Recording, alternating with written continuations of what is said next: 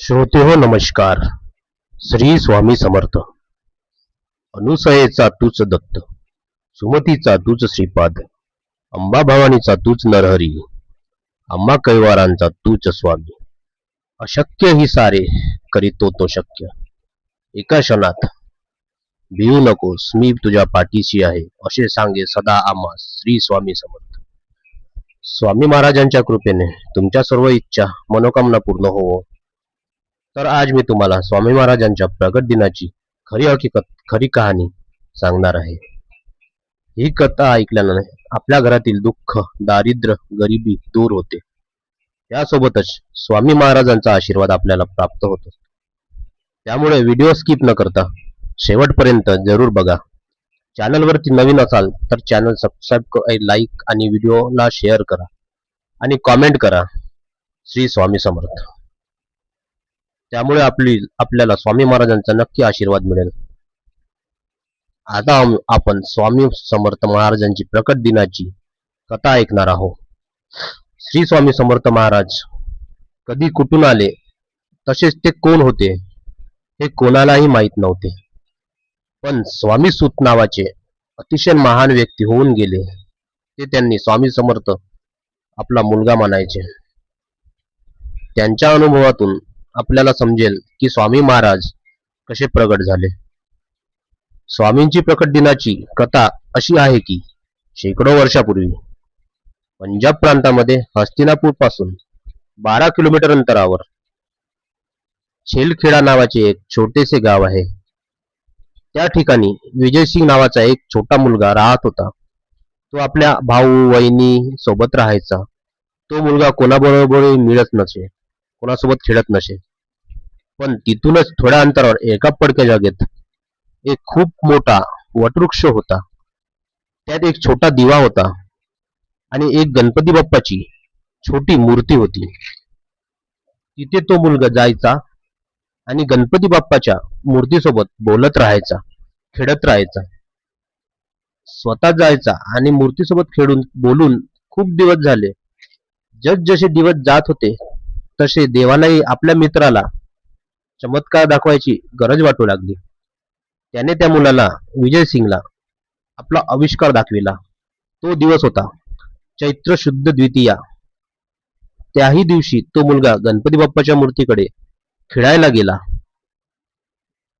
व स्वतःच खेळू लागला व बोलू लागला. तो गणपतीच्या मूर्तीला म्हणाला की गणपती बाप्पा, मी रोज येथे येऊन तुझ्यासोबत खेळतो, तुझ्यासोबत बोलतो, पण तू एकदाही माझ्यासोबत खेळला नाही.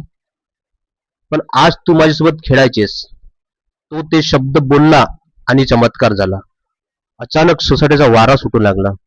वटवृक्ष जोरात हलू लागले आणि गणपती बाप्पाच्या मूर्ती असलेल्या जागेच्या शेजारी एक अतिशय तेजस्वी बालक प्रकट झाले. ते दुसरे तिसरे कोणीही नसून श्री स्वामी समर्थ महाराज होते. तो मुलगा आणि प्रकट झालेले ते बालक एकमेकांसोबत खेळू लागले आणि खेळणे झाल्यानंतर बालरूपी स्वामी त्या मुलाला भेटण्याचे वचन देऊन गणपतीच्या मूर्ती शेजारी अदृश्यही झाले.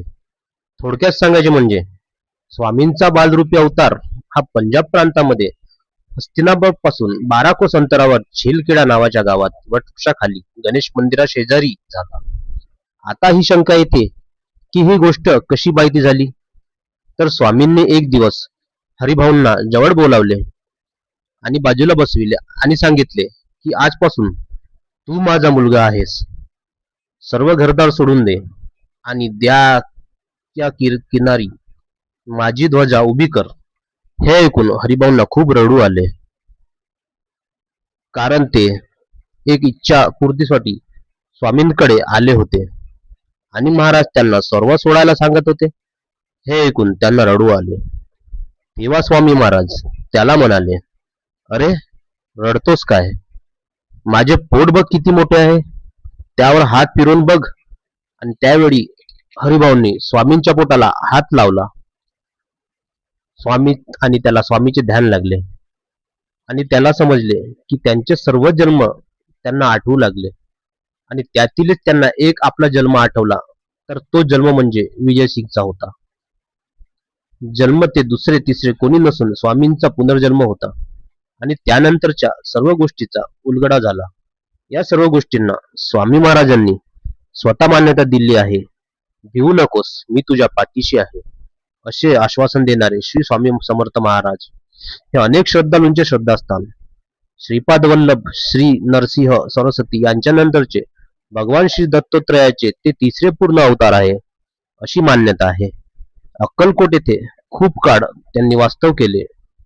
गंगापूरचे श्री नरसिंह सरस्वती हेच नंतर श्री स्वामी समर्थींच्या रूपात प्रगट झाले असे म्हणतात.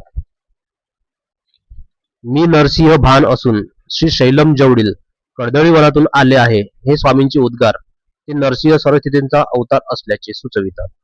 श्री स्वामी समर्थ महाराज 19व्या शतकात होऊन गेले. वेगवेगळ्या ठिकाणी स्वामी वेगवेगळ्या नावाने फिरत राहिले. इसवी सन 1456च्या सुमारास स्वामी समर्थ अक्कलकोटला आले. मंगळवेढ्याहून पहिल्यांदा जेव्हा ते अक्कलकोटला नगरीत आले तेव्हा त्यांनी गावातील खंडोबा मंदिरात मुक्काम केला. इसवी सन 1459 मध्ये स्वामींनी गंगापुरातून श्री नरसिंह सरस्वती महाराजांना निगरून पादुका स्थापन केल्या व त्यानंतर शैल्य यात्रेचे निमित्त साधून ते कर्दळी वनातून अदृश्य झाले. कर्दळी वनात महाराजांनी 300 वर्ष कठोर तपस्या केली.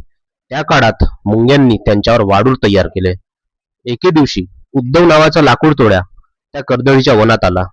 लाकूड तोडत असताना त्याच्या हातातून ते कुऱ्हाड सुटून ती त्या वाडुळावरती जाऊन लागली. उद्धवाचे निमित्त साधून भक्तांच्या कल्याणासाठी स्वामी पुन्हा प्रगट व्हायचे होते.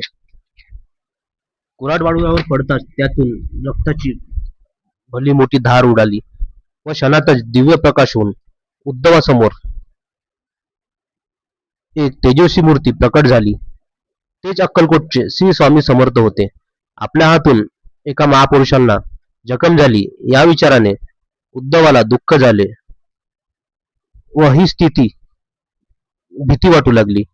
पण भक्तांकडे मायेने पाहणाऱ्या महाराजांनी उद्धवाला अभय व आशीर्वाद देऊन गंगातीरी प्रयाण केले. गंगा तीरावर फिरता फिरता ते कलकत्त्याला गेले व महाकाली मातेचे दर्शन घेतले. आज पार्थिव देवातून स्वामी जरी गेले असले तरी ते सदैव आपल्या पाठीशी आहे म्हणून आणि आपल्याला स्वामींचा आशीर्वाद नेहमी लागलेला आहे. स्वामी म्हणतात, भिवू नकोस, मी तुझ्या पाठीशी आहे. हे त्यांचे शब्द आपल्याला कुठल्याही मोठ्या संकटातून बाहेर काढतात. तर भक्तो, जर स्वामींची ही कथा आपल्याला आवडली असेल तर जास्तीत जास्त लोकांपर्यंत शेअर करा. श्री स्वामी समर्थ.